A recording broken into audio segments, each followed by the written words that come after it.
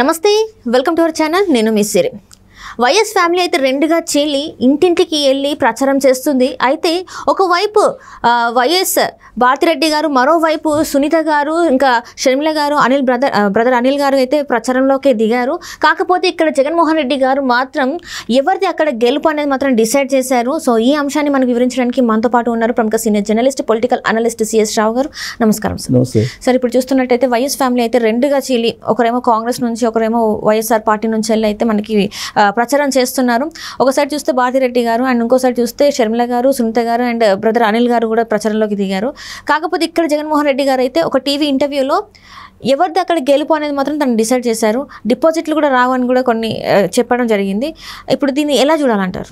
So ఒకటి ఏంటంటే, జగన్మోహన్ రెడ్డి చాలా కాన్ఫిడెంట్గా కడప ఎంపీగా పోటీ చేస్తున్నటువంటి షర్మిలకి డిపాజిట్లు కూడా రావు, బాధేస్తుంది అని చెప్పి ఆయన ఒక బాధను వ్యక్తం చేశారు. ఎక్కడ వ్యక్తం చేశారు?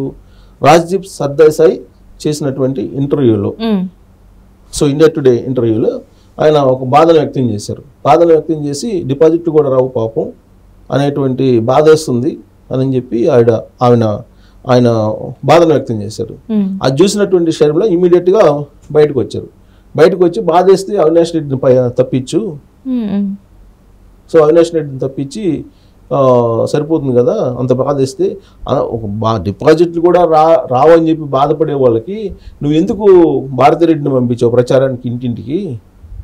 అలాగే నువ్వు ఎందుకు వచ్చావు ప్రచారానికి? అవసరం లేదు కదా, నాకు డిపాజిట్లే రాకపోతే నువ్వు అసలు ఎందుకు ప్రచారం చేయాల్సిన అవసరం ఉంది, ఇంట్లో కూర్చొని గెలవచ్చు కదా అని చెప్పి కౌంటర్ వేయటం జరిగింది. అయితే అక్కడ రాజ్దీప్ సర్దేశాయ్ ఇంటర్వ్యూలో మొత్తం ఆయన జగన్మోహన్ రెడ్డి చెప్పింది ఏంటంటే, అసలు షర్మిల వెనుక రేవంత్ రెడ్డి, చంద్రబాబు నాయుడు ఇద్దరున్నారు.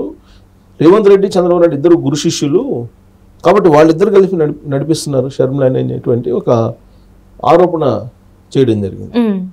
సో ఇక్కడ చంద్రబాబు నాయుడు అసలు కాంగ్రెస్ పార్టీని నడిపిస్తున్నాడు అనేటువంటి ఇంకొక ఆరోపణ కూడా చేశారు.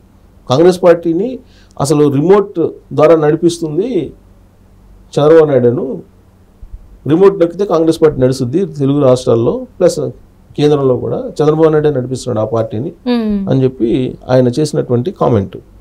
దాని కౌంటర్ షర్మిల ఏమన్నారు? అసలు రిమోట్ కంట్రోల్ పరిపాలన నడుపుతుందే జగన్మోహన్ రెడ్డి.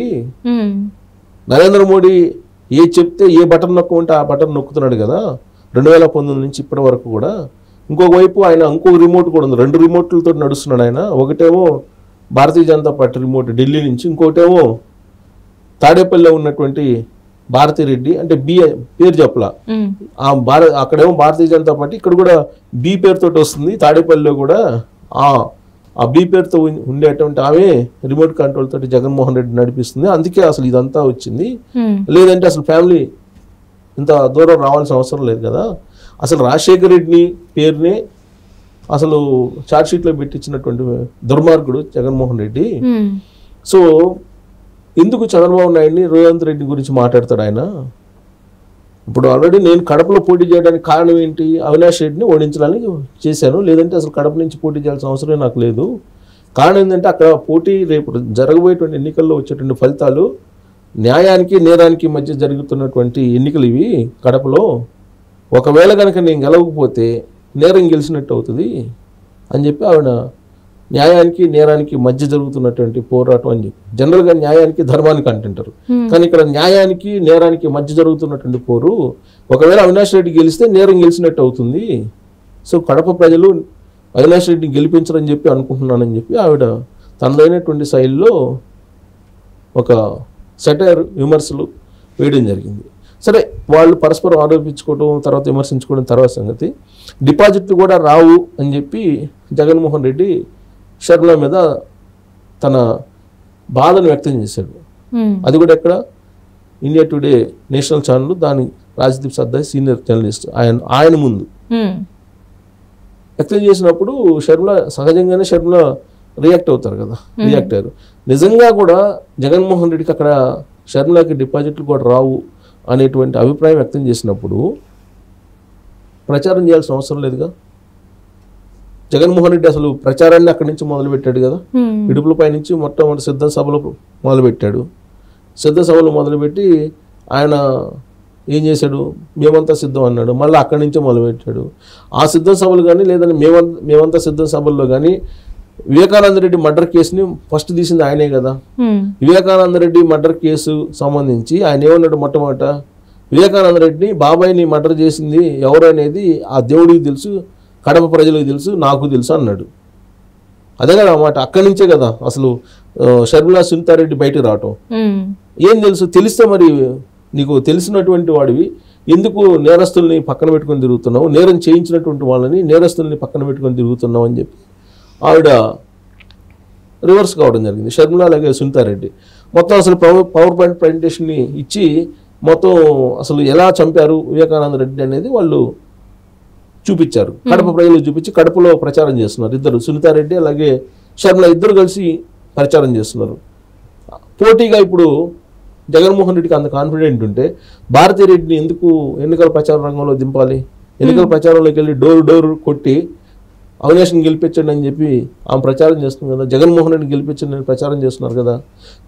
గత ఎన్నికల సందర్భంగా పులివెందుల వరకు ప్రచారం చేశారు ఆవిడ. కడప జిల్లా మొత్తం ఎప్పుడు చేయలే, కానీ ఈసారి కడప జిల్లా మొత్తం కూడా తిరిగి ప్రచారం చేస్తున్నారంటే ఎందుకు చేస్తున్నట్టు? అవినాష్ రెడ్డి ఓడిపోడు అనేటువంటి నమ్మకం ఉంటే ఎందుకు భారతీ రెడ్డి వెళ్ళి ఇంటింటికి వెళ్ళి డోర్ తట్టి అందరికీ కనిపిస్తూ మరి ఎందుకు ప్రచారం చేస్తున్నారు? ప్లస్ ఆ సందర్భంగా ఆమెనే కొంతమంది అవి నిలదీస్తున్నారు కదా, నిలదీస్తున్నటువంటి పరిస్థితి కూడా మనకు కనిపిస్తుంది. అలాంటి ప్రతికూలమైనటువంటి పరిస్థితుల్లో కూడా ఆవిడ ప్రచారం చేస్తున్నారు కదా. ప్రచారం చేస్తూ వెళ్తున్నారంటే అంటే అవినాష్ రెడ్డి వర్సెస్ షర్మిల విషయంలో ఏం జరుగుతుంది అనేది కడపలో దానికి సంకేతమే కదా.